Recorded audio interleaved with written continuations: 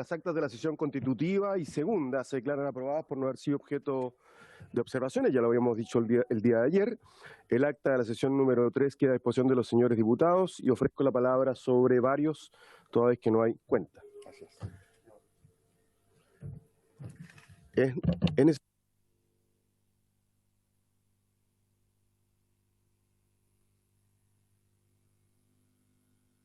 Pablo Onton tiene la palabra.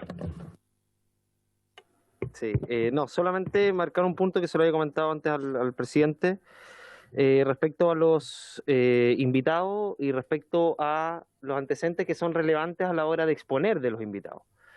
Tuvimos el caso el día de ayer del abogado Aldunate y el día antes de ayer del abogado Ferrada, que en la presentación salía que son abogados de determinada universidad. Sería bueno saber también si es que, por ejemplo, y que es un dato relevante, integraron o no la Corte de Apelaciones junto y fueron compañeros de trabajo de la ministra acusada. Incluso el profesor Aldunate fue compañero de sala de la ministra Aldunate. Esos son datos relevantes para la comisión, porque el debate tiene que darse en una imparcialidad y objetividad clara respecto a las intervenciones. El profesor Ferrada no había dicho nada, yo se lo tuve que mencionar para que él lo dijera. Ellos fueron particularmente críticos además con la acusación, por lo tanto, para que los diputados se puedan formar un juicio es necesario tener esos antecedentes a la vista. El día de mañana teníamos un profesor que tengo entendido que se bajó, que me imagino que se bajó por la pregunta que le hicimos al profesor Aldunate, porque era también ex abogado integrante de la Corte de Apelaciones, junto a la ministra Donoso. El profesor Aldunate, recordemos que los abogados integrantes de la Corte son nombrados por ternas, que salen desde las Cortes de Apelaciones respectivas, es decir, la ministra Donoso participa en el nombramiento de aquellos abogados integrantes. El profesor Aldunate además fue director de la Academia Judicial. Entonces, creo que son antecedentes relevantes que tiene la comisión a la vista. La lista de los invitados que ha venido esta semana, 8 han pertenecido al diputado Castro, 1 ha sido que invité yo, otro ha sido que invitó a Pablo Prieto, creo que no, el diputado Ascensión no tiene y el diputado Díaz tiene un solo invitado. Remarcar una característica de los invitados del diputado Castro. Casualmente son todos de la región no solamente de la región de Valparaíso, sino que son de las universidades católicas, de la Pontificia Universidad Católica del Paraíso y de la Universidad del Paraíso. Facultad de la ministra Donoso, de la Universidad Católica. El punto que quiero hacer, es más, hay muchos invitados que firmaron la carta de apoyo a la ministra Donoso. Uno entiende que la defensa tiene derecho a responder y a defenderse adecuadamente, pero me parece que el momento que llegue eso va a ser desde el miércoles. Previo a eso, los integrantes de la comisión tienen que escuchar un debate imparcial, objetivo, con todos los antecedentes sobre la mesa, porque si invitamos al club de amigos de la ministra Donoso, me parece que ese debate, la objetividad y la imparcialidad se pierde. Es por eso que encuentro curioso, además, que los invitados del diputado Castro tenga tanto conocimiento de los abogados de la plaza acá, de tanto de la Universidad Católica como de la Universidad de Valparaíso. Estuve haciendo las indagaciones a propósito de esto y me encontré con muchos invitados que apoyado abiertamente a la ministra, o bien son parte de su generación, parte de su facultad, o bien trabajaban directamente, como el caso de los 3 abogados integrantes de la Corte de Apelaciones, que por lo demás, como dije, la ministra participa en su nombramiento. Por eso es necesario tener esos antecedentes, presidente, solamente hacer ese punto, para que los diputados tengan todos los antecedentes sobre la mesa para formarse un juicio adecuado respecto a los antecedentes que les entregan los invitados. Eso. Gracias, diputado. Informar que el grueso de los nombres de abogados propuestos efectivamente han provenido del diputado Castro y mío. En el caso suyo hubo solo 2 propuestas en esta categoría.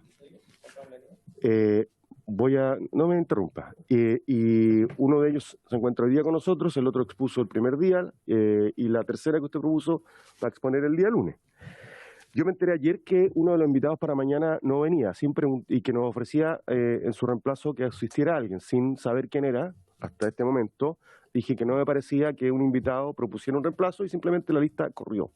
Y es lo que hemos hecho. De los que yo propuse, se excusó por razones de trabajo el abogado Javier Couso, Jaime Baza, y la lista ha corrido. Es decir, lo que hemos tratado de hacer con el secretario es organizamos las categorías, eso fue resuelto por los 5 miembros de la comisión y el secretario ha tenido total libertad sin que yo incluso intervenga en convocarlo y aquellos que tienen disponibilidad de agenda son incorporados a la agenda. Yo no tengo facultades para exigirle a los diputados que disminuzcan su lista de nombres propuestos. Lo he pedido en varias ocasiones, pero es un juicio que tienen que realizar los propios diputados integrantes de la comisión y nosotros estamos tratando de apretar la agenda para que puedan participar todas y todos los propuestos. Y finalmente algo que no puedo sino controvertir, y es que desconozco las razones por las que el abogado ¿cómo se llama? ¿Guzmán? José Luis Guzmán no puede ir mañana. Usted está haciendo una presunción de sus motivos y yo no he recibido de parte de él ninguna razón de esa naturaleza como la que usted señala. Dicho esto, ofrezco la palabra al diputado Alarcón. Les pido que no abramos un tremendo debate. Ya está don Ángel Valencia, nombre propuesto por el diputado Andrés Lonton.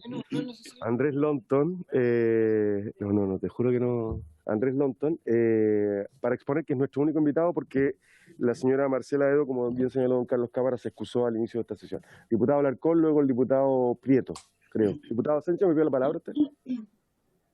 ¿No? Sí, yo. ¿Aló? Sí. ¿Se escucha? Sí, diputado. Sí. Ya, mira, ayer se hacía una diferenciación entre comisión investigadora, me parece, y esto.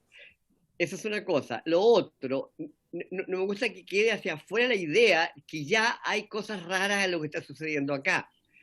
Tenemos que tener confianza y no creo que sea la idea juzgar a los invitados.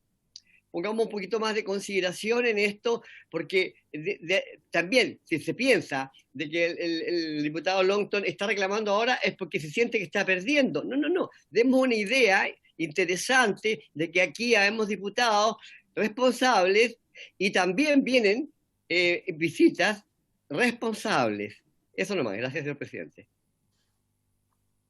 Muchas gracias, diputado Alarcón. Diputado Prieto y luego el diputado Castro, y ahí vamos a ir directamente a nuestro invitado. Diputado Prieto. Gracias, presidente.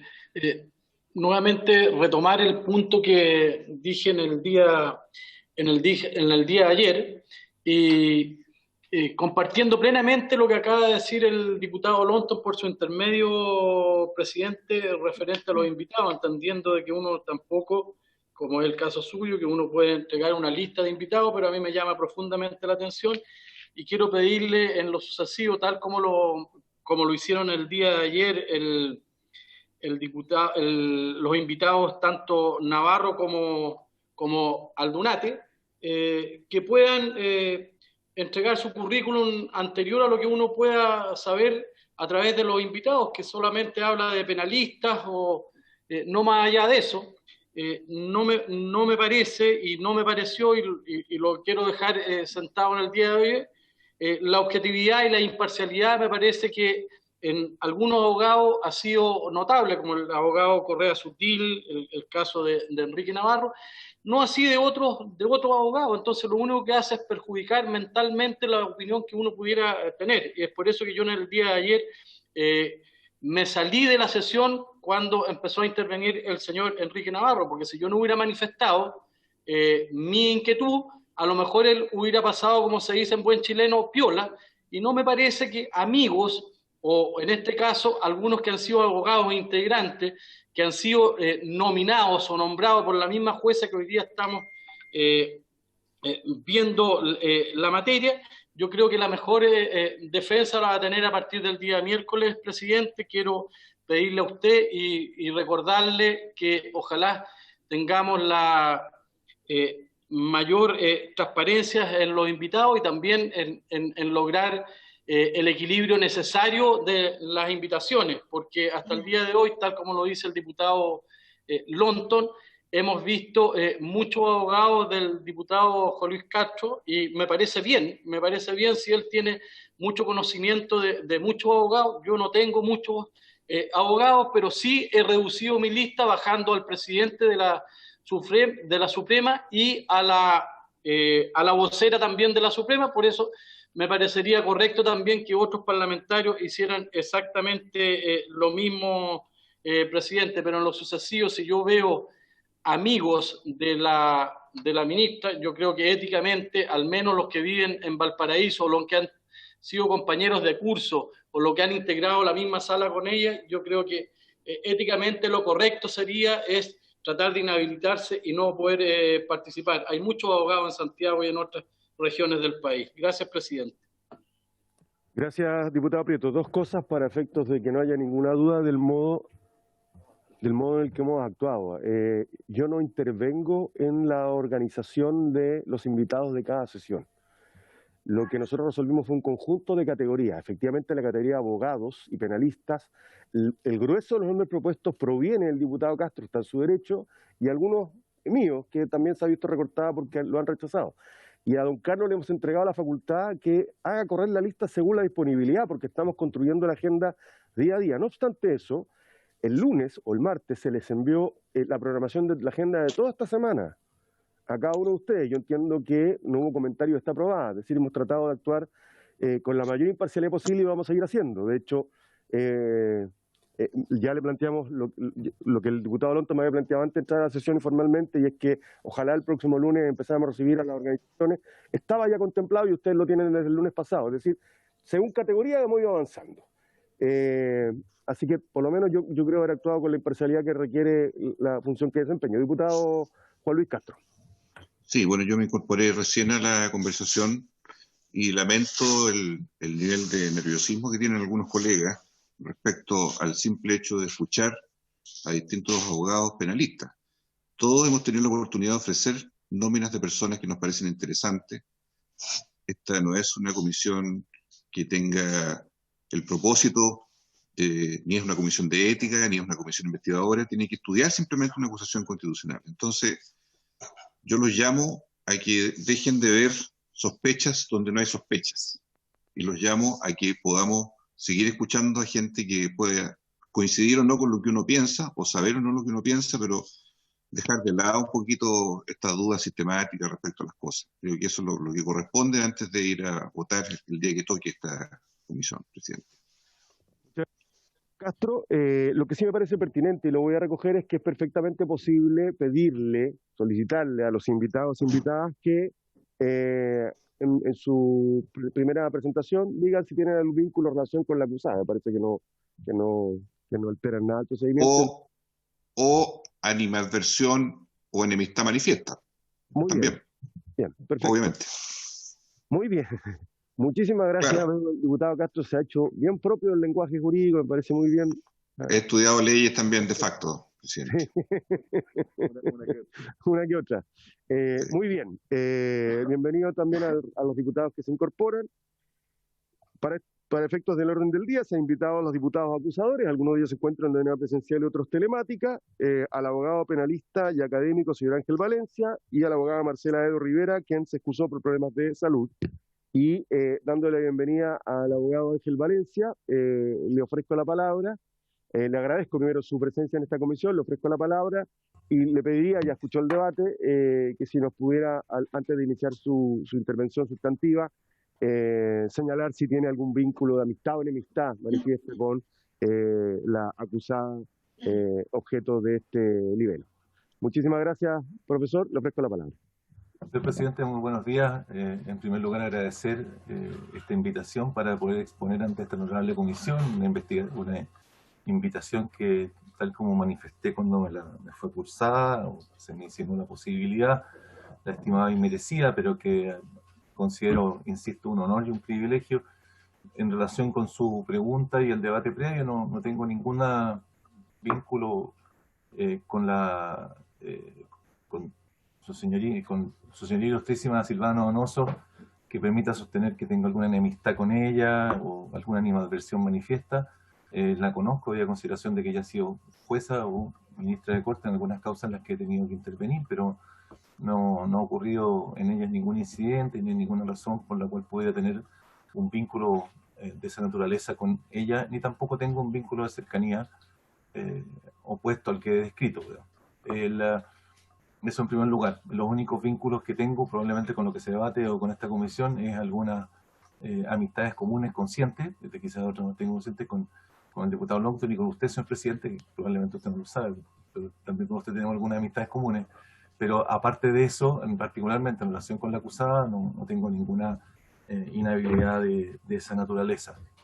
Si usted lo tiene bien, podría comenzar directamente con mi presentación.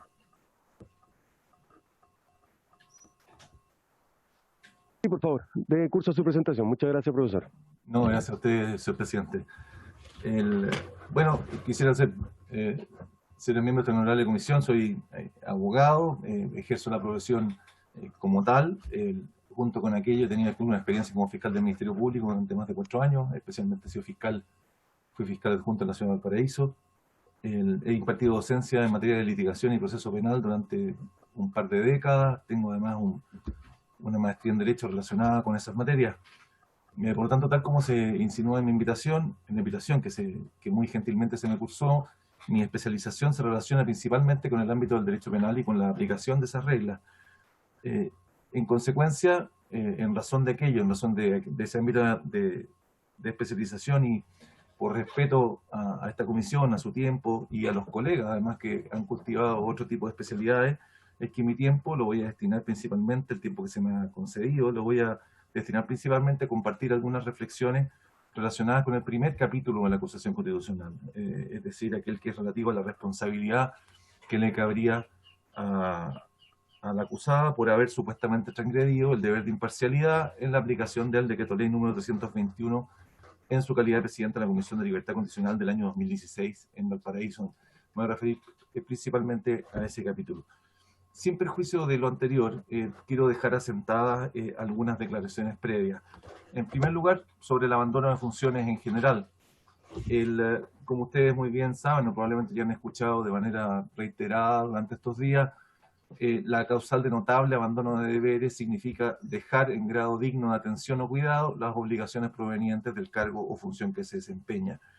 En el caso de los magistrados de los Tribunales Superiores de Justicia, habría notable abandono de deberes cuando de modo digno de reparo por su forma excesiva y desproporcionada, los magistrados de los tribunales han hecho abandono de sus deberes sustantivos y formales establecidos por la Constitución Política de la República, por los tratados internacionales y las leyes, que incluyen en consecuencia el respeto y promoción de los derechos esenciales y la correcta utilización de las fuentes del derecho, entre ellas los tratados internacionales. Así las cosas, la omisión grave de la consideración de las normas jurídicas aplicables al caso concreto constituiría, tal como el señor profesor Humberto Nogueira, notable abandono de deberes. Entonces, en el caso del Tribunal Superior de Justicia, es la omisión grave de la consideración de las normas jurídicas aplicables al caso concreto constituiría notable abandono de deberes. Ahora, respecto a la inamovilidad de los jueces, como ustedes también saben, nuestra Constitución establece la responsabilidad política o constitucional de los magistrados de los Tribunales Superiores de Justicia. Tal como afirma el mismo Nogueira, la finalidad de esta acusación constitucional, de una acusación constitucional como esta, en cuanto a garantía propia del Estado de Derecho y mecanismo de control interorgánico de base constitucional, es decir, como mecanismo de control entre los distintos órganos del Estado de base constitucional, es contener el abuso o la desviación de las personas o autoridades acusables, resguardar y garantizar el orden institucional de la República Democrática y los derechos esenciales de las personas. Y es por este motivo, entre otros, es que la competencia se le otorga al Congreso Nacional y no a la jurisdicción ordinaria o a un tribunal constitucional. Y insisto, es por esta naturaleza de control, de mecanismo de control interorgánico entre los distintos órganos de los poderes del Estado. Sin embargo, y esta es la paradoja, hay una paradoja envuelta, para garantizar la independencia en el ejercicio de la jurisdicción judicial a los tribunales y la imparcialidad de los jueces, se revista a estos últimos, los jueces, de la garantía constitucional de inamovilidad mientras dure su buen comportamiento. Es decir, por una parte, como ustedes han escuchado, se establece un sistema de control entre los distintos órganos, pero al mismo tiempo se establece necesariamente para garantizar la independencia de los jueces, esta garantía constitucional de inamovilidad. De ahí se deriva que todas las causales que dicen relación con la remoción de unos jueces deben ser interpretadas de manera restrictiva y teniendo especial consideración y cuidado por el riesgo de invadir indebidamente los roles o las funciones de otros órganos u otros poderes del Estado. Tal como afirma el profesor Andrés Bordalí, para que los jueces puedan cumplir adecuadamente su función de aplicar, en el caso concreto, el derecho democráticamente elaborado por las instancias de representación popular, se debe necesariamente garantizar su independencia. La independencia judicial viene a representar que el juez que debe decidir un determinado caso solo debe hacerlo según lo que prescribe el derecho, o según crea entender él qué es lo que prescribe el derecho, sin que en ningún caso pueda recibir órdenes o instrucciones de otros poderes del Estado, ni de los superiores de cómo interpretar el derecho, ni menos sanciones de ningún tipo de esos otros poderes del Estado, ni de los superiores judiciales por cómo ha interpretado y ha aplicado el derecho. La máxima garantía del principio de independencia judicial se expresa entonces en la inamovilidad de los jueces. Por ese motivo, es correcta la afirmación que se efectúa en la acusación en comento, en orden a que el ejercicio de la función jurisdiccional a través de resoluciones por parte de un órgano jurisdiccional o magistrado queda excluida del ilícito constitucional de notable abandono de deberes, tal como de manera correcta se ha decidido recientemente a propósito de una injusta acusación intentada contra 3 destacados ministros de la excelentísima Corte Suprema. Sin embargo, entendió el legislador que la naturaleza de las funciones de la comisión establecida por el artículo 4 del Decreto Ley 321, que establece la libertad condicional para los penados, es de carácter administrativo, tal como se desprende de la historia del establecimiento de la ley que reformó dicha disposición para crearla y que se encuentra citada en el texto de la acusación. Sobre los argumentos que sostienen el carácter administrativo de esta comisión, me remito a aquellos que están contenidos en el texto de la acusación a vida consideración que nos comparto. En consecuencia, la naturaleza de los hechos y fundamentos de derecho de esta acusación constitucional son necesariamente distintos y divergen de aquellos que habían sustentado la acusación intentada contra 3 ministros de la excelentísima Corte Suprema. Previamente había consideración de que las situaciones de hecho y la naturaleza jurídica de la comisión y la naturaleza jurídica de sus decisiones son distintas. Luego quisiera referirme de manera previa entonces al análisis de la aplicación del Decreto Ley 321 al derecho a la reinserción social y al derecho a la seguridad ciudadana, para poder entender la forma como dicha ley debe aplicarse e interpretarse. Nuestra Constitución, en el artículo 5, reconoce como limitación al ejercicio de la soberanía el respeto a los derechos esenciales que emanan de la persona humana, y declara que es deber de los órganos del Estado respetar y promover, entre otros, aquellos que se encuentran garantizados por los tratados internacionales ratificados por Chile que se encuentran vigentes. Bueno, pues bien, el artículo 10, número 3 del Pacto Internacional de Derechos Civiles y Políticos consagra el derecho a la reinserción social como un derecho humano, y en su artículo 10, número 3, señala que el régimen penitenciario consistirá en un tratamiento cuya finalidad será la reforma y la readaptación social de los penados en lo relevante. En un sentido similar, la Convención Americana de Derechos Humanos, el Pacto de San José de Costa Rica, en su artículo 5 declara el derecho a la integridad personal, y en su número 6 establece que las penas privativas de la libertad tendrán como finalidad esencial la reforma y la readaptación social de los condenados. Esta noción de tratamiento es reafirmada por diferentes tratados internacionales que, atendía las falencias del sistema carcelario, han intentado regular, a través del derecho internacional de derechos humanos, las condiciones en que se efectúa la ejecución penal. Así confluyen las reglas mínimas de las Naciones Unidas para el tratamiento de los reclusos, los principios básicos para el tratamiento de los reclusos, las reglas de las Naciones Unidas para el tratamiento de las reclusas y medidas no privativas de la libertad para las mujeres delincuentes, las reglas mínimas de las Naciones Unidas sobre las medidas no privativas de libertad. Y en el sistema americano de derechos humanos, sí, seguiré más lento. Y en el sistema americano de derechos humanos encontramos asimismo los principios y buenas prácticas sobre la protección de las personas privadas de libertad en las Américas. Todos estos instrumentos, tanto la Convención Americana de Derechos Humanos, como el Pacto Internacional de Derechos Civiles y Políticos, como estos distintos tratados internacionales y cuerpos normativos internacionales en materia de derechos humanos, tanto del nivel global como del nivel americano, coinciden en que la ejecución penal debe tener como principio orientador la readaptación del condenado. Ahora, lamentablemente, la ley chilena, si bien hablamos del derecho a la reinserción social, la ley chilena no define qué entiende por reinserción social. Ahora, si nos ceñimos a lo que el Ministerio de Justicia y Derechos Humanos declara en sus publicaciones, se desprende que el Estado concibe la reinserción social como la plena integración a la sociedad de una persona que ha infringido la ley.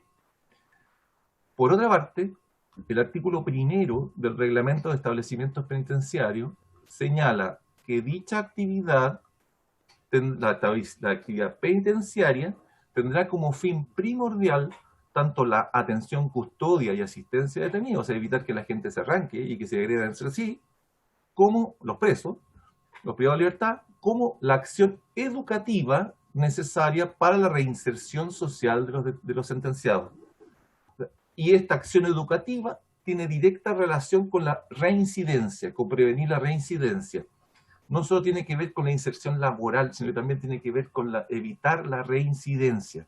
Así, por ejemplo, el artículo 10, letra B del mismo reglamento, expresa como principio organizacional de los establecimientos penitenciarios el desarrollo de actividades y acciones tendientes a la reinserción social y disminución del compromiso delictivo de los condenados. Es decir, el que el establecimiento penitenciario propenda o entregue herramientas a los sentenciados para poder incorporarse a la sociedad, poder sostenerse por sí mismo y poder ganarse la vida legalmente y dignamente, va asociado también con el tratamiento y la adaptación para evitar la reincidencia y la reiteración.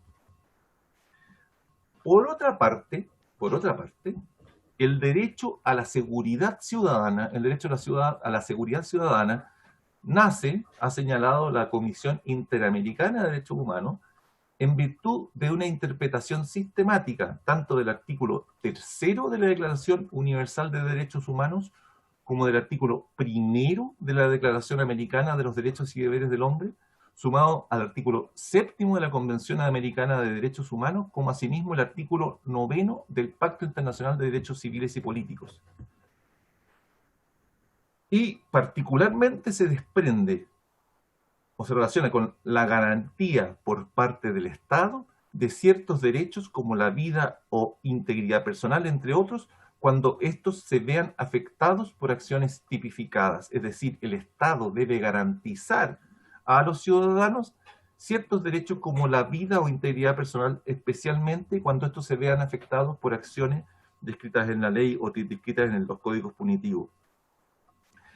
Así entonces, como la protección del derecho a la seguridad ciudadana legitima el poder punitivo del Estado, es decir, este deber del Estado de proteger a los ciudadanos en sus derechos a la vida, a la integridad personal e incluso al libre ejercicio en el espacio público de sus derechos. Este deber del Estado de asegurar a todas las personas que puedan ejercer libremente sus derechos en el espacio público o en la intimidad de su hogar. Entonces, así como la protección del derecho a la seguridad ciudadana legitima el poder del Estado, poder punitivo del Estado, que está limitado por el derecho internacional de los derechos humanos, asimismo, una vía para la concreción de este deber del Estado es la reinserción social de las personas condenadas penalmente. Entonces no puede entenderse el derecho a la reinserción social como algo separado del deber del Estado de asegurar a todas las personas un ambiente en el cual puedan ejercer libre y adecuadamente los derechos que los propios tratados internacionales en materia de derechos humanos aseguran. El derecho a la seguridad ciudadana y el derecho a la reinserción social están íntimamente ligados.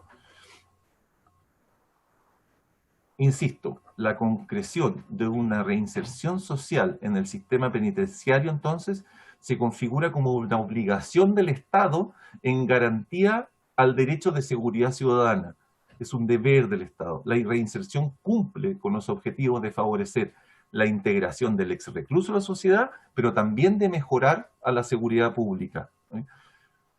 No cabe entonces entender que el derecho a la reinserción social en el ordenamiento jurídico chileno vaya indisolublemente, esté separado del peligro de reincidencia. El derecho a la reinserción social en Chile está íntimamente ligado, ¿no es cierto?, al peligro de reincidencia. Pues bien, no cabe duda, en opinión de este abogado, que conforme el texto vigente a la época de los hechos, es decir, el texto vigente del decreto ley 321 en abril de 2016, en el mes de abril de 2016, que la Comisión de Libertad Condicional de Valparaíso debía considerar el riesgo de reincidencia o reiteración de Hugo Bustamante. Si bien el artículo 2 de dicho decreto ley establecía un conjunto, en aquella época y ahora también, un conjunto de requisitos objetivos, eso no cabe duda, y declara también, eso es un hecho no debatible, que todo individuo condenado tendría derecho a que se le conceda su libertad condicional.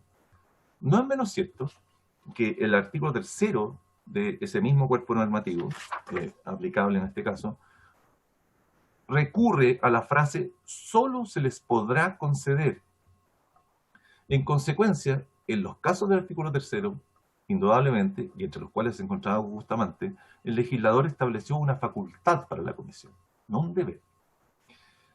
¿Qué debía considerar la comisión al momento de resolver la libertad condicional de Hugo Bustamante?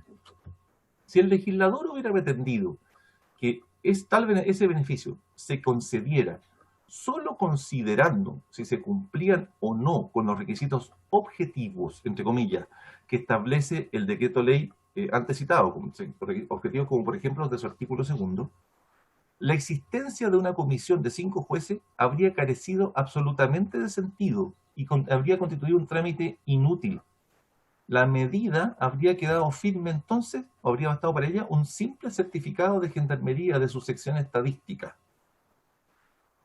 Habría implicado entonces que en los hechos quien decretaría la medida habría sido gendarmería, en base a un simple registro estadístico, no en base a la simple certificación de un registro estadístico o un registro administrativo.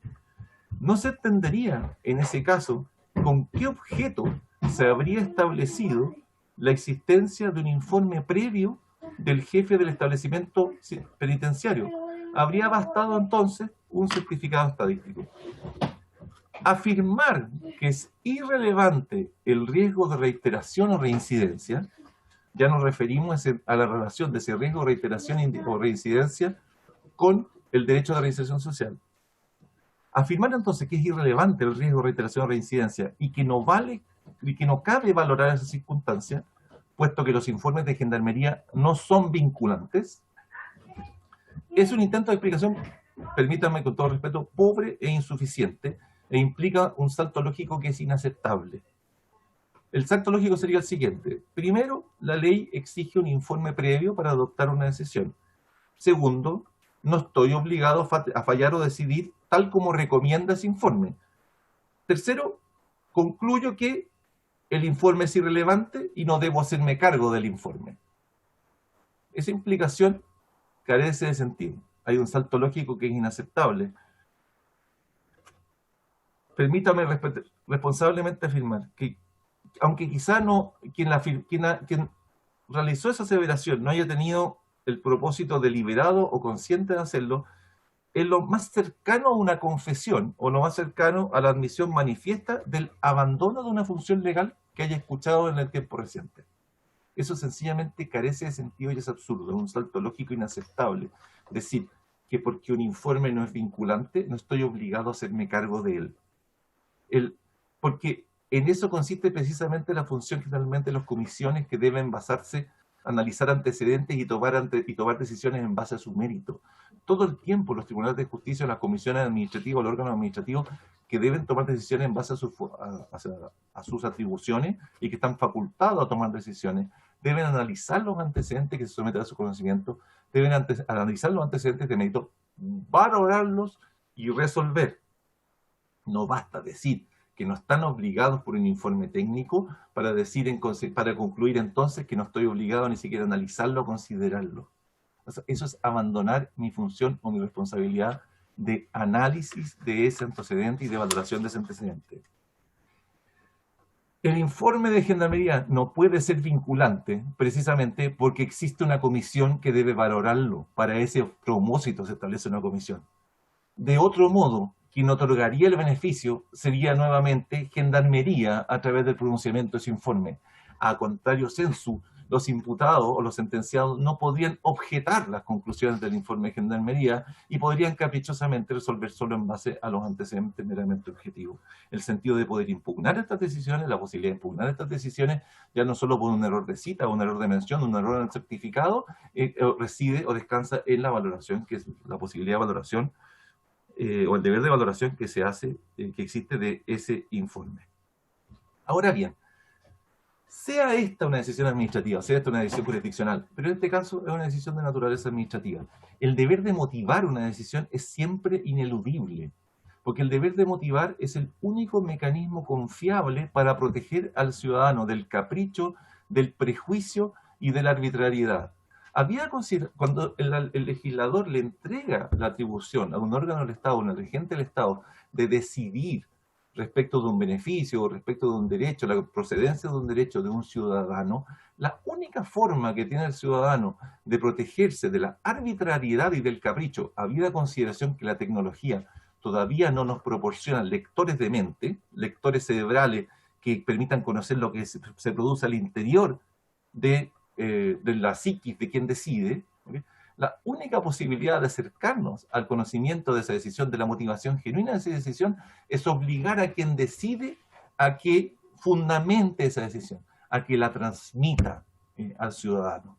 Y es por eso que la ley establece la obligación para los órganos de la administración del Estado, a quienes dictan decisiones administrativas, como también respecto a los tribunales, la obligación de transparentar la motivación de esa decisión. Porque, insisto, es lo único que es la mejor herramienta, es el mejor límite que existe para el ciudadano para poder defenderse de la arbitrariedad, para poder defenderse del prejuicio.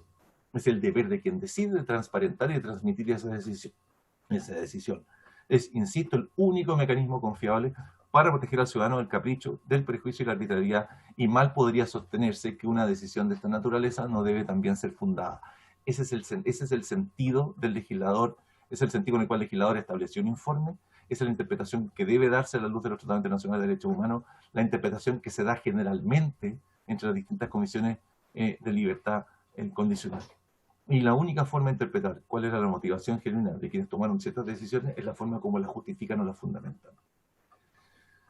En síntesis, el sentido del decreto, en opinión de este abogado, de quien informa, el sentido del decreto ley número 321 no puede interpretarse en un sentido que permita a una comisión de esa naturaleza, sean estas decisiones en particular administrativas o incluso en el caso que hubieran sido jurisdiccionales, no puede ser interpretado en un sentido que le permita omitir los fundamentos de lo que resuelve y prescindir de los antecedentes relativos a la reinserción y riesgo de reincidencia proporcionados por los organismos técnicos. Que no sean vinculantes, no puede interpretarse en el sentido que quien decida esté autorizado para no hacerse cargo de su contenido y análisis e incorporar ese antecedente como fundamento de decisión y fallar conforme a su propio capricho. Por último, para finalizar, me permito compartir con esta honorable comisión las reflexiones del catedrático Alejandro Nieto. El profesor Nieto es doctor en Derecho por la Universidad de Valladolid, es catedrático de distintas universidades españolas, fue vicerrector de la Universidad Complutense de Madrid y fue decano de Derecho y Ciencias Económicas de esa misma universidad. El profesor Nieto ha desarrollado distintos tipos o estereotipos de jueces. Lejos de pretender realizar ante esta comisión una clasificación exhaustiva que los considera todos los tipos posibles, de hecho, no cabe duda que todas las clasificaciones son también injustas, hay algunos jueces que no caerían en ninguna de las distinciones. Me voy a detener en tres de ellas. El juez funcionario, el juez justo, es un adjetivo del propio profesor Nieto, y el juez justiciero. ¿Quién es el juez funcionario? El juez funcionario considera que el ejercicio de la judicatura es un oficio y modo digno de ganarse la vida. Llegar a tiempo, irse a tiempo, es señal de cumplimiento del deber. Llenar las cuotas de rendimiento o de producción de sentencias, es decir, cuántas sentencias se dictan al año, sin control de calidad, solo importa el número, es síntoma de que el trabajo se está haciendo bien. Lo que le enseñaron en la universidad, no importa la época, es suficiente para ejercer su cargo hasta que se jubile. Para ese juez existe solo la justicia procedimental. Para ese juez, para el juez funcionario, el juzgar se achica a una operación automática y sobre todo acrítica. el juzgador no atiende a las peculiaridades del caso, no atiende a los valores como a valores como la justicia o la equidad, a la igualdad o a la solidaridad, solo tiene ojos para la ley, que considera un mandato intocable, así consagra injusticias y aún horrores. Es un juez bastante cómodo durante las dictaduras o en los regímenes autoritarios. La ventaja de adoptar esta forma de juzgar es que no asume riesgo alguno y vive tranquilo. Solo se limita a aplicarle la ley al caso concreto, respeta estrictamente su letra, se apega estrictamente a ella. Tiene una visión conservadora, pues no contribuye al desarrollo del derecho, sino a la consolidación del derecho que ya existe. El juez justo, para el profesor Nieto, y revela que tiene alguna simpatía por él, es aquel que comprende su tarea no solamente como el aplicar la ley, sino además también pone especial atención en hacer justicia de acuerdo con la ley, e incluso a pesar de la ley y a veces hasta a falta de la ley. Afirma Nieto, la judicatura no se entiende por tanto como un oficio, sino como una vocación a la que no se regatean esfuerzos y sacrificios laborales y sobre todo éticos, puesto que su actitud supone que no trasladan al legislador la responsabilidad de la justicia, sino que la asumen ellos en cada uno de sus actos. El juez justo termina entonces siendo un personaje incómodo, incluso dentro del propio juez judicial, así como para los demás poderes políticos y económicos. Se identifica con lo que a veces se llama el activismo judicial. A veces es considerado por sus propios compañeros, los jueces funcionarios, como un creador de inseguridades o un provocador social, porque con sus decisiones pone en tela de juicio el statu quo normativo. Quisiera agregar que este tipo de juez puede resultar especialmente virtuoso en dictadura, pero justificadamente criticable en democracia, porque es un juez que a veces está dispuesto a fallar a pesar de la ley aprobada por los órganos de representación popular. Pero no hay que confundir al juez justo con el juez justiciero.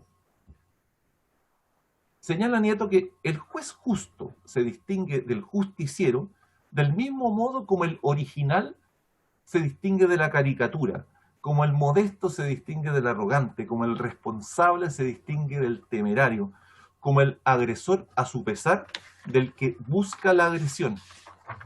El juez justiciero es un personaje inmaduro, alguien que se mueve en un escenario en el cual necesita el aplauso del público, que no guarda sintonía con la realidad y que no tiene conciencia de las consecuencias de sus errores. No cabe duda que ese último estereotipo, el del juez justiciero, no cumple su deber de impartir justicia, de proteger al ciudadano del Estado y resolver los conflictos entre miembros de la sociedad de modo imparcial y conforme a derecho. Se desentiende el juez justiciero, por ejemplo, de que una determinada decisión judicial ha sido adoptada producto del esfuerzo y del trabajo conforme a las reglas que el propio Estado se impuso, ¿no?, para imponer la condena a un ciudadano. Que esa condena a ese ciudadano se le ha impuesto había consideración de que los órganos de representación popular han establecido que una conducta debe ser sancionada severamente y que a esa conducta se le debe imponer una determinada pena establecida en la ley. Ese juez justiciero se desentiende de que policías han arriesgado su vida, de que la víctima ha expuesto su seguridad al momento de declarar, de que los jueces han analizado seriamente el caso, de que ha habido tribunales superiores que han analizado la procedencia de esa sanción. Se desentiende además de la posibilidad de reiteración o de reincidencia de esa persona y antepone incluso a la ley lo que él estima como su propio capricho. Y ese personaje no debería tener cabida en el Poder Judicial de un Estado democrático de derecho. Corresponde a esta honorable comisión en resolver en qué categoría se encuentra el caso en comento. Muchísimas gracias, señor presidente. Muchas gracias, profesor Valencia, por su interesante exposición, y supongo que tiene considerado quedarse con nosotros para las fases de preguntas, así que le ofrezco la palabra a los señores diputados de la comisión y también a la acusación, si lo estima pertinente. ¿Se ofrece la palabra? Yo voy a tomar la palabra yo, toda que soy el presidente me la concedo. Yo quiero hacerle 3 preguntas, profesor Valencia. Usted dice que hay un salto lógico que es inaceptable.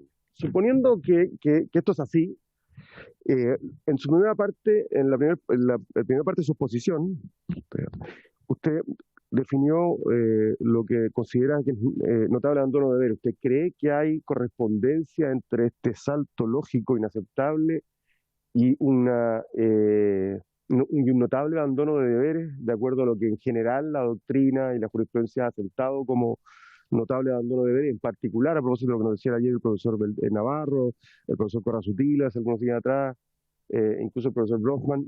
Si se configura en este caso, suponiendo, insisto, que este salto lógico es inaceptable y que sobre eso tenemos un consenso, como para considerarlo un notable abandono de deberes. Segundo, que no es vinculante no significa que no tenga que hacerse cargo de él, dijo usted. Bueno, pero no vinculante es que no es obligatorio. No podría comprenderse como me hago cargo de él diciendo, declarando algo que ya está dicho en la norma, es decir, que no es obligatorio. No es tenerlo a la vista y que puede ser irrelevante en términos de consideración, por ejemplo, porque no es vinculante. Como los proyectos de resoluciones de acuerdo que adopta esta Cámara, que se votan, tienen que tener un quórum, pero el Ejecutivo no los contesta, a pesar de que la Constitución dice que deben ser respondidos, fija plazo. Hay un notable abandono de deberes, por ejemplo, para hacer el parangón entre el Ejecutivo, que considera como no es vinculante un determinado acuerdo de otro poder del Estado, simplemente lo omite, lo obvia, no lo responde. Esto es un reclamo transversal de todas las cámaras de diputados desde el 2000 a la fecha. No sé si antes había, pero yo recuerdo siempre hay oficios de las cámaras, de las mesas, de las corporaciones respecto de esto. O sea, no es vinculante, no tiene obligación de responder, teniendo obligación de responder, como no es un proyecto de ley que los obligue, sino simplemente un acuerdo o una resolución de la Cámara, ni siquiera se cumple con el trámite formal de respuesta. Digo esto porque una de las cosas que se señalaba acá, a propósito de la decisión fundada que debe tomar la Comisión de Libertad Condicional, es que al menos debiese hacerse cargo en la resolución de desechar el informe, de referirse a él. Te pregunto si hay alguna analogía posible. Y por último, respecto a la figura del juez justiciero, que tiendo a compartir con usted que no es el estándar de magistrado o de jueces que uno debiese, o de jueces que uno debiese esperar. Si este fuera el caso, usted dijo, corresponde a la Comisión ver si la ministra Donoso se enmarca dentro de este perfil. Pero suponiendo que la Comisión considerara que sí, y que la Cámara considerara que sí, ¿no sería esto extensible a muchos y muchas de los ministros de Corte que participan de las comisiones de libertad condicional, toda vez que, como nos señaló la acusación en su presentación inicial, sin perjuicio de lo significativas que son las concesiones de este beneficio en la región de Valparaíso, en nuestra región, no es ajeno al fenómeno que ocurrió desde la modificación del decreto ley 321, ¿no? Si no me equivoco, a la fecha, es decir, una vez promulgada esa ley, se produjo de inmediato un aumento sustancial en todas las regiones de Chile, en todas, sin excepción. No hay ninguna que se salte la norma. Lo que pasa es que en algunas más funcionó que otros, en la región de Valparaíso en particular, en la que no se haya producido este aumento de la libertad condicional. Digo esto porque como usted dijo que nosotros teníamos que era tarea nuestra resolver si es que esta figura, este fenotipo, por decirlo así, de alguna manera, de juez justiciero, eventualmente podría encajar con el perfil de la ministra Donoso. Bueno, yo me pregunto si es que no estaremos en presencia, suponiendo que este acepto veraz o es efectivo, de muchos jueces justicieros en nuestra Corte de Apelaciones. Esas son mis preguntas. Le ofrezco la palabra al diputado. El diputado Lontón se rinde. El diputado Juan Luis Castro. Diputado Asensio, ¿usted quiere hablar? Diputado Asensio.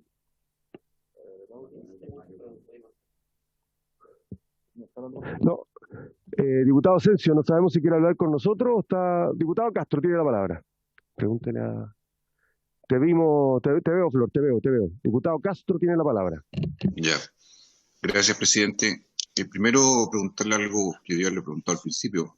El señor Valencia tiene litigio pendiente en la Corte de Apelaciones de Valparaíso. Quisiera que eso lo pudiera precisar sobre qué materia sería. Dos, quiero preguntarle si acaso el carácter vinculante o no que él alude tiene que ver con que la responsabilidad final, y eso me gustaría que la ahondara, de la comisión en cuanto al examen de las materias que están en el informe de Gendarmería. ¿Qué quiere decir esto? Que yo, no compartiendo, obviamente, el criterio de desentenderse de cualquier tipo de situación que tenga que ver con un informe y abandonarlo, ¿cómo él interpreta un supuesto abandono de deberes, el uso de una prerrogativa de una comisión que tiene facultades para considerar como elemento de referencia, como entiendo yo lo usan todas las cortes cuando llegan informes auxiliares de pruebas de los organismos que dependen de la justicia, y se valoran, se califican esas pruebas según el mérito?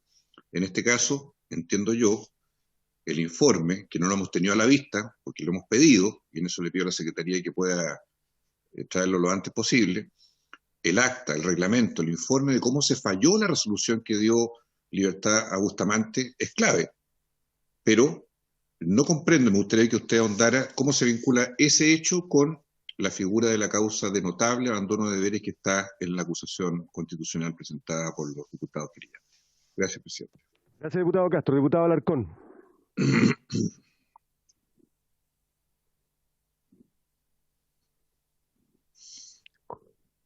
Ahí sí, gracias, señor presidente. Gracias, señor Ángel Valencia, por disminuir la velocidad que en un momento no alcanzaba a captar lo que usted estaba hablando. Muy amable. Primero, el juez justo, según el profesor Nieto, que usted usó acá, puede considerar aún aspectos de la ley que en ese momento no existen y hay ahí alguna autonomía o puede deslindar fuera de la ley. Ese es uno. Segundo, las libertades condicionales cada vez serán más deseables, claro, importando en alguna medida, por supuesto, el porcentaje de error que aquellas tengan. Yo soy de esa opinión de que las libertades condicionales cada vez serán más deseables. Son esas dos las preguntas. Gracias, diputado Alarcón. Profesor Valencia, le ofrezco la palabra.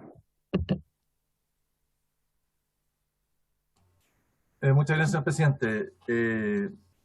Honorable diputado Alarcón,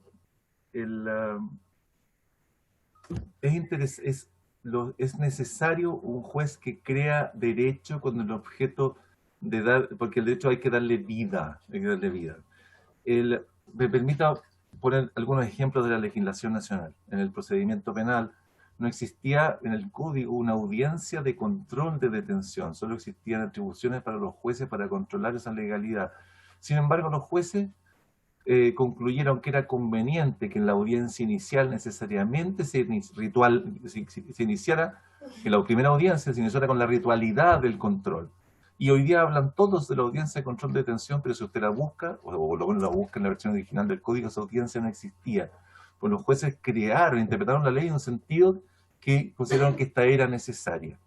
En la Corte Suprema, por ejemplo, también, a propósito de un ejemplo que quizá puede parecerle más apropiado, a propósito, por ejemplo, de los casos de violaciones de derechos humanos, cuando, a propósito de una teoría del propio ministro Curi, se comenzó a reconocer la posibilidad del delito de secuestro permanente, cuando no habían aparecido los cadáveres de las personas que eran detenidas desaparecidas. Los hechos, la Corte crea una interpretación que permite sancionar ciertas conductas que hasta antes de esa interpretación, bastante creativa, podía entenderse, que estaban fuera del ámbito posible de sancionar, había consideración de que el cadáver no se encontraba. Entonces, es un juez que está pensando en la legislación comparada, por ejemplo, se ha creado la institución del procedimiento de amparo en México, un juez que está pensando en la forma de cómo, dentro del marco de la ley, interpretarlo de una manera que cautele adecuadamente los derechos de las personas. Ahora, el problema es cuando ese juez transgrede la ley para hacerlo. Por eso le señalaba que puede ser un juez especial que realiza, no hay que confundir lo que puede ser virtuoso en democracia, virtuoso en dictadura, con con aquello que no lo es necesariamente en democracia. Por ejemplo, si en algún momento en un gobierno autoritario o en una dictadura se interpreta una ley de una manera que permita defender al ciudadano del gobierno, del Estado, quizás a veces está torciendo la nariz porque la ley es injusta, eso no necesariamente implica que esa misma conducta o esa misma valoración de ese propósito del juez sea valiosa, virtuosa en democracia, ¿okay? Porque la legitimidad de la ley es diferente. Pero no confundamos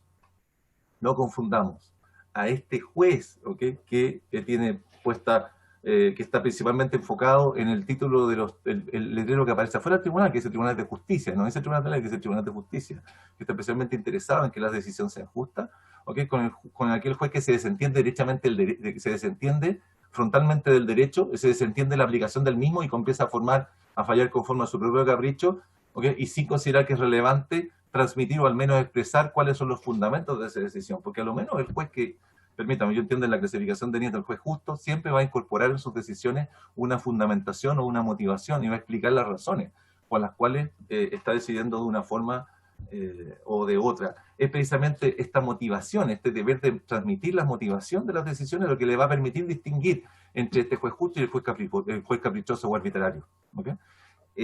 Sin perjuicio además, que me parece que en democracia la figura del juez justo no es muy simpática, por lo que acabo de decir, porque implica siempre el riesgo de transgredir las normas que han sido aprobadas por los órganos que detentan la representación del pueblo. Ahora, en relación con la pregunta del honorable diputado Castro en relación si tengo pleito pendiente en la Corte de Apelaciones de Valparaíso, honorable diputado, no tengo pleito ni causa pendiente patrocinada en la Corte de Apelaciones de Valparaíso, pero sí dentro de su jurisdicción. Dentro de su jurisdicción, actualmente ejerzo la defensa de un fiscal adjunto en una causa de defensor del fiscal, en una causa promovida en su contra y en contra de otras personas que tienen una audiencia de sobreseimiento en fecha muy próxima, pero esa causa todavía se encuentra radicada ante el juzgado de garantía y no se encuentra todavía ante la Ilustrísima Corte de Apelaciones de Valparaíso, ¿no? Pero le agradezco mucho la pregunta. En relación con este salto lógico entre el análisis de mérito de un antecedente, de un documento que no es vinculante y en consecuencia mi posibilidad de resolver de una manera diferente. Permítame detenerme sobre el particular. Ese es el ejercicio que realizan los tribunales todo el tiempo, los tribunales que deben fallar conforme al mérito conforme al mérito de un conjunto de antecedentes que se someten a su consideración. La prueba, en el caso de los tribunales, en el caso de una comisión administrativa, los antecedentes que debe tener a la vista al momento de decidir, cuando esa prueba contiene la opinión de una comisión técnica, contiene un informe técnico, en el caso de un tribunal contiene una pericia, ¿okay? No obliga, cuando el juez puede, en el caso de un tribunal, fallar conforme a las reglas de la sana crítica, en el caso de un órgano administrativo, fallar conforme al mérito de los antecedentes, no obliga a resolver necesariamente de la forma como ese informe recomienda o de la forma como ese peritaje concluye. Pero el que yo no esté obligado, es decir, que no sea vinculante, porque si fuera vinculante, entonces la decisión estaría tomada por el que informa, no estaría tomada por la comisión, o estaría tomada por el perito, no estaría tomada por el tribunal. Pero tengo la obligación, porque la ley me establece una facultad, esa facultad lleva necesariamente asociado el deber, tal como lo he dicho previamente, de hacerme cargo de ese informe que no es vinculante y de manifestar en mi decisión cuáles son los motivos por los cuales voy a resolver de una forma u otra, y particularmente, en mi parecer, por qué no voy a resolver de la forma, especialmente cuando lo haga, por qué no resolveré de la forma como me recomienda el organismo técnico o de la forma como se resuelve o concluye en un peritaje.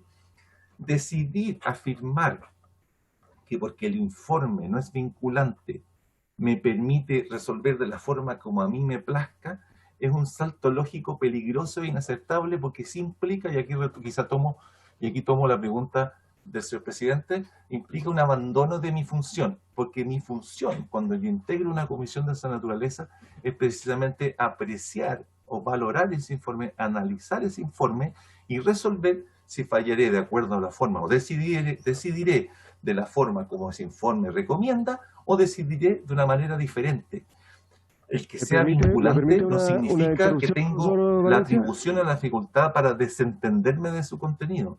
El que no sea vinculante significa que lo debo tener a la vista y que al momento de resolver debo justificar o explicar por qué estoy decidiendo de una manera o de otra.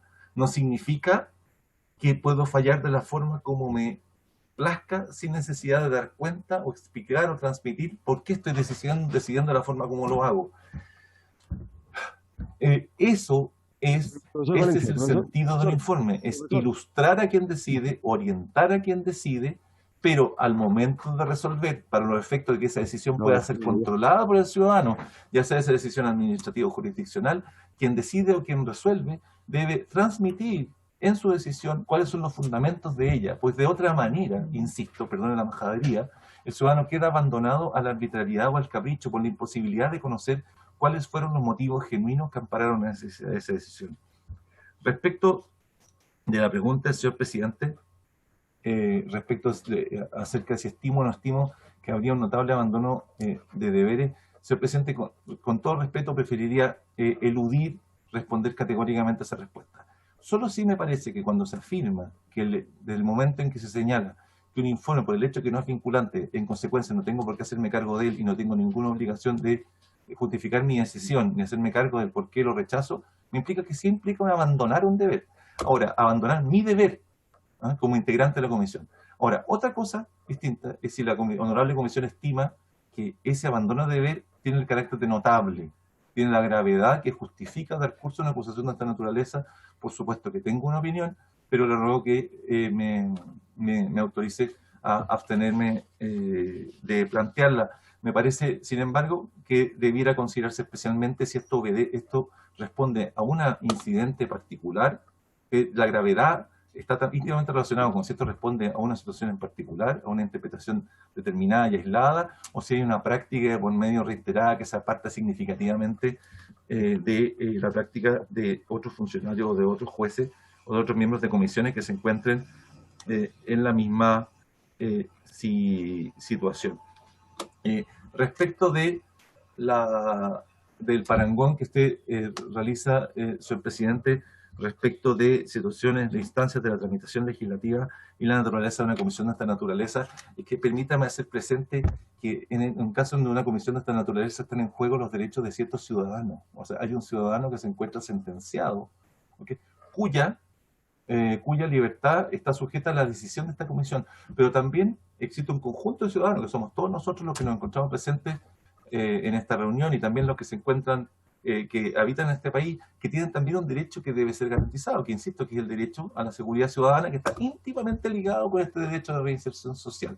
Entonces, en consecuencia, había consideración de la tensión de esos derechos, del riesgo de esos derechos y el riesgo de afectación de estos derechos, es que ambas decisiones, ambas situaciones no pueden ser comparadas y deben necesariamente, insisto, había consideración de los mismos, que la decisión debe ser justificada y además la decisión debe ser justificada considerando además que se trata de la definición del establecimiento de derechos permanentes respecto de una persona en particular y no de comunicaciones o de la tramitación de leyes entre autoridades y que deben ejercer dentro del ámbito de la Constitución y las leyes sus facultades o atribuciones sin fijar derechos, insisto, respecto de personas determinadas en casos concretos.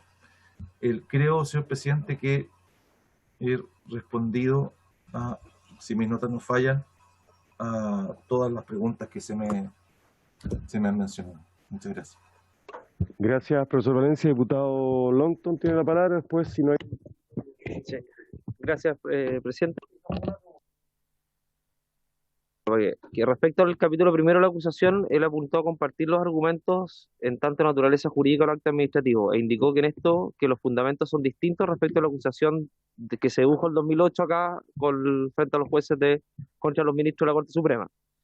¿Podría profundizar en ese punto? A su juicio, ¿qué otras diferencias ve entre ambos libros acusatorios desde el punto de vista de la admisibilidad? Y, por último, ¿qué rol de responsabilidad cree Ángel que le cabe a la ministra Donoso por haber presidido la Comisión de Libertad Condicional en relación a los otros integrantes de la misma?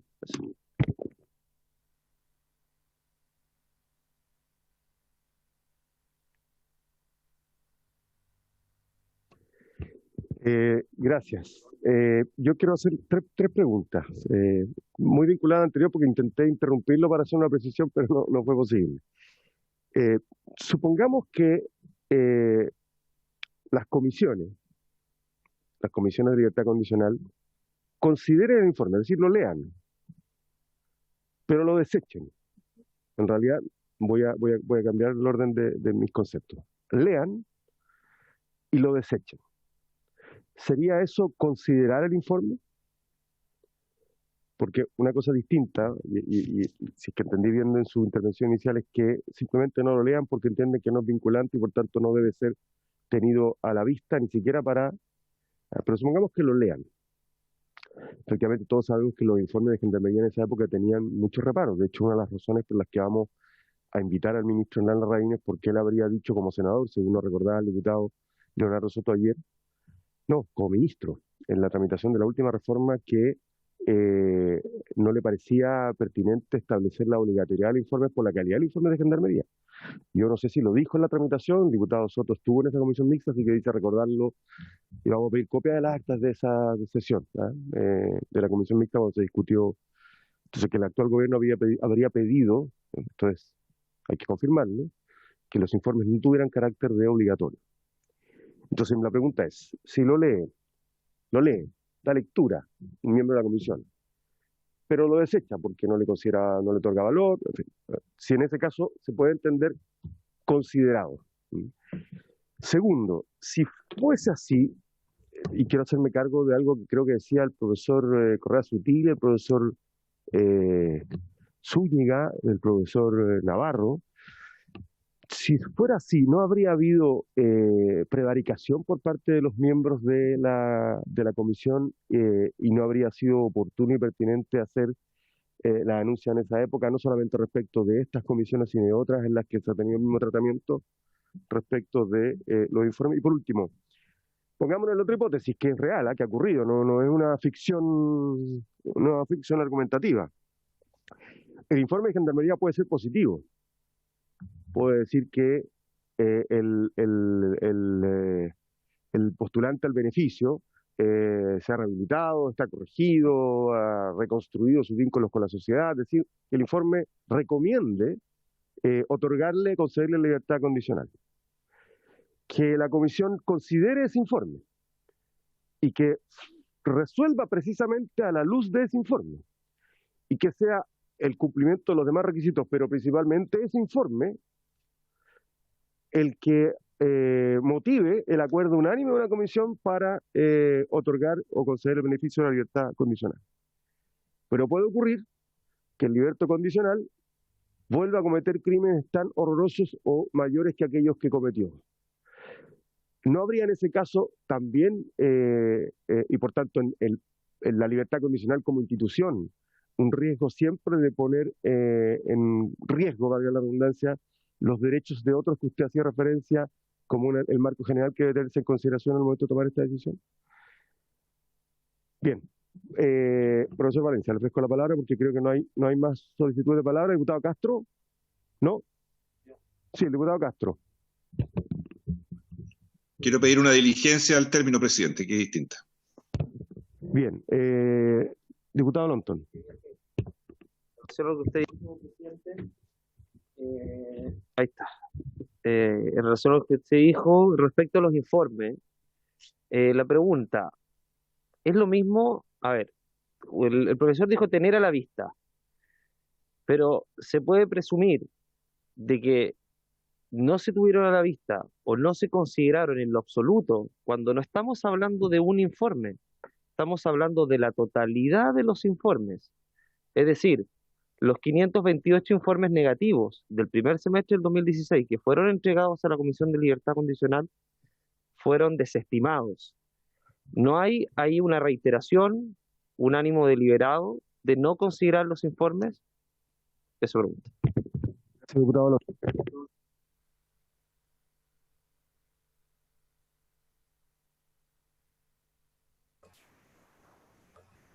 Muchas gracias, señor presidente. Respecto del ánimo deliberado de no considerar los informes, en base a la diferencia estadística, uno podría decir que evidentemente hay un indicio, podría haber un indicio de aquello. Pero uno no puede constatar si esa separación, o sea, si esa conclusión es correcta o no es correcta, si no conoce los fundamentos por los cuales esas solicitudes fueron acogidas o rechazadas. Es el fundamento de esas decisiones la que permite a un ciudadano o a esta comisión o a un tercero externo saber si efectivamente esa diferencia, ese abismo estadístico se produce como consecuencia de una situación extraordinaria, ¿no? O se produce como consecuencia de un abandono de la función y de desentenderse de antecedentes muy relevantes que otros sí han tenido a la vista. Pero no cabe duda que es un indicio evidente. Pero es un indicio que debe ser confrontado con otro antecedente. Y de ahí entonces es que, perdonen mi obsesión, con la relevancia de incorporar, de exigir en cada decisión el fundamento de la misma, que esto sea transparentado y sea incorporado. No cabe duda, señor presidente, que ninguna comisión de libertad condicional tiene una bola de cristal y no se le puede exigir que la tenga. No puede tener capacidades adivinatorias, como usted muy bien de alguna manera anticipa, no puede tener capacidades predictivas infalibles. A nadie se le pide eso. No cabe duda que el legislador no pretende que las tenga, no pretende que las tenga. No cabe duda que podría haber cometido un error en estimar que alguien no tiene riesgo de reincidencia y que esa persona después cometa un delito. Y eso considerarse un error. Puede considerarse un error. Lo que ocurre es que hay hay errores y horrores. Hay errores evitables y errores inevitables. Hay errores culposos y errores que surgen sencillamente producto de nuestras limitaciones humanas. Entonces, si se revisan los informes, hay un acuerdo, se analizan esos antecedentes, se analizan con detención seriamente. Entendemos cuando referimos a tener a la vista, no basta con observar, sino que tiene que leer y tratar de apreciar en su mérito, y se aprecia en su mérito de buena fe. Y la comisión adopta una decisión unánime y esa persona reincide, el Estado y los agentes del Estado han cumplido con su labor. Si hay un margen de error, y hay un margen de error estadístico, hay un margen de error pequeño, significa que esa comisión no es infalible. Pero la comisión tiene que estar consciente de las consecuencias de ese error. Y tiene que estar consciente de la responsabilidad del error. Por eso es que hacía la alusión entre el juez justo y el juez justiciero. El juez justo está consciente de la responsabilidad de su error, de la responsabilidad entonces que la decisión conlleva y de la seriedad con la que esa decisión debe adoptarse. El derecho a la reinserción social está íntimamente ligado con el derecho a la seguridad ciudadana, el derecho a la seguridad pública de todos los habitantes de esta república. ¿Cómo puedo apreciar si ese análisis ha sido serio? Primero, entonces, como consecuencia de los fundamentos. Yo no puedo prescindir, no puedo separar la seriedad o el cumplimiento del deber de análisis o de tener a la vista con el deber de incorporar el fundamento de mi decisión, del fundamento de la decisión, ya sea un organismo administrativo, ya sea un órgano jurisdiccional. Están íntimamente ligadas porque, insisto, es la única forma de controlarlo. Y de ahí entonces creo que respondo a su pregunta, porque usted preguntaba por el acuerdo unánime de que se haya considerado, pero permítame insistir que la única forma de controlar la seriedad de aquello es que esa decisión, en el contexto de una decisión del Estado, se fundamente y se incorpore dicha fundamentación en la misma. Por último, respecto de si esta se trataría de una decisión de carácter jurisdiccional y las razones por las cuales esta decisión es administrativa o jurisdiccional y por las cuales debería distinguirse de la decisión de los ministros de la excelentísima Corte Suprema. El principio de independencia de los jueces debe ser protegido de la misma manera como el principio de independencia del Poder Legislativo debe ser amparado.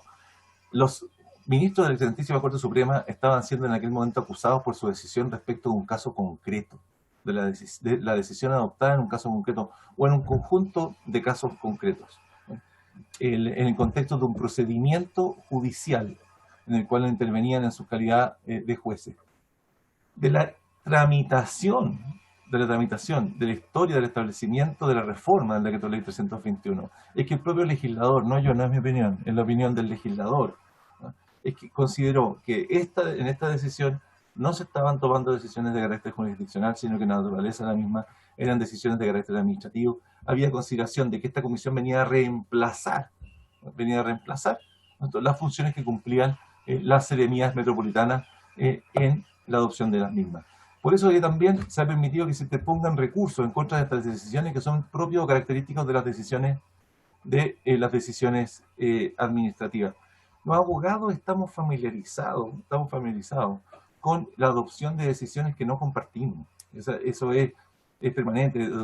Normalmente consideramos muy prudente o muy razonable, muy estudiosos los jueces que fallan de la forma como a nosotros nos parece, digamos. Y nos parece muy poco juicioso, muy poco estudioso a los jueces que no nos encuentran la razón, ¿okay? Pero entendemos que eso es parte natural del funcionamiento de cualquier poder judicial, que es de la esencia del funcionamiento de cualquier poder judicial, de la esencia de cualquier poder judicial en el contexto de un Estado democrático. Cosa distinta son decisiones que se adoptan en el contexto de una comisión, sin incorporar en las mismas y sin considerar ni siquiera necesario no solo verter sobre el fundamento de las mismas, sino que además considerar que ni siquiera deben hacerse cargo de todos los antecedentes que la ley exige o que deben considerarse para su análisis. Ahora, si eso constituye, insisto, un abandono notable o no notable, es una decisión que corresponde a esta honorable comisión resolver.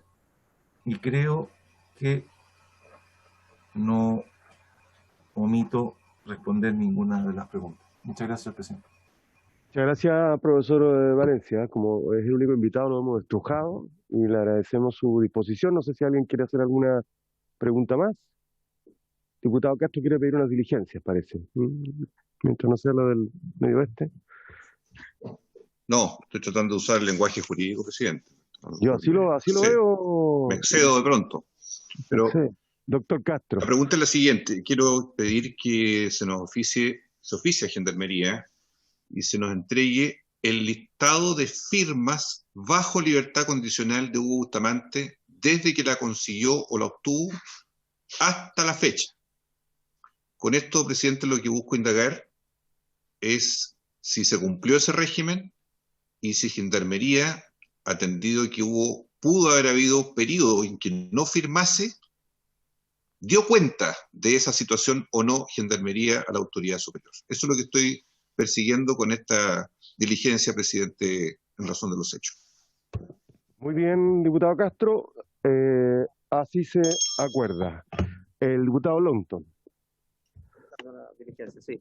Una diligencia más porque la habíamos solicitado hace algunas sesiones a Gendarmería. Los antecedentes, si es que ahí tiene registra alguna otra condena o cometieron algún otro delito y están en etapa de juzgamiento, a las personas que liberaron el año 2016 el Comité de Libertad Condicional, pero que se lo pidamos ahora a las policías, porque se lo había pedido a Gendarmería, pero quizás sería bueno reforzar con las policías, tomando en consideración que quizás Gendarmería, no sé, le hemos pedido harta información, por lo tanto quizás puedan tener una demora razonable y quizás las policías nos pueden ayudar un poquito más rápido con esa información. Eso. Bien. Si no hay observaciones, se acuerda. Los invitados de mañana, ¿quiénes serían, presidente? De inmediato, diputado Alarcón. Perdón que no me refiera al tema que estamos acá, pero necesito saber cómo se llama el WhatsApp en el cual recibimos todas las informaciones. Con acusación constitucional. Gracias. ¿Colocó el número que yo le envié? ¿Sí? Bien. Los invitados de mañana son los siguientes. Presidente, tenemos invitados a don Davor Harasic. También, disculpa, estoy buscando la información que la tenemos sumergida en el celular. Nuestros invitados de mañana son el profesor, como dije, Davor Harasic, don Luciano Fuyú y la señora Paula Vial. Don José Luis Guzmán, que también es nuestro cuarto invitado, como bien señaló el presidente, ya se excusó de asistir, así que tendremos 3 invitados mañana. Muy bien. Muy bien. Bueno, el diputado Pablo Prieto.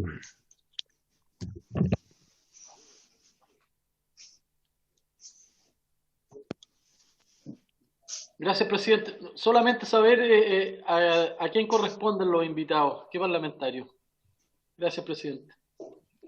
Bueno, son invitados de la comisión, pero han sido propuestos por...